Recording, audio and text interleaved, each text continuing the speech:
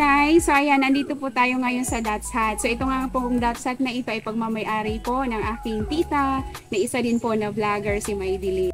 Nakita ko sa vlog niya yung bunga ng karagumoy na napakalaki. So blinag din niyang aking pinsan. Hello Ate Weng, shout out sa iyo. So ito, andito din ako ngayon sa That's Hut. Tingnan natin kung yung bunga ng karagumoy kasi lumaki na ako sa kabukiran pero hindi pa ako nakakita ng ganong bunga. So gusto ko rin i-personal na makita kasi nakita ko lang dun sa mga vlog nyo. Kaya ngayon ako naman, sabi kinakain daw yun eh. Ako na ba? Yes. Yes. Ayan!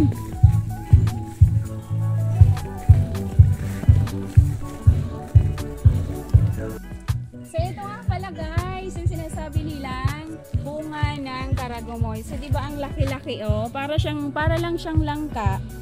Ang pagpahaba siya langka, pero pagpabilog siya parang atis. Ayan guys oh, di ba? Ang laki.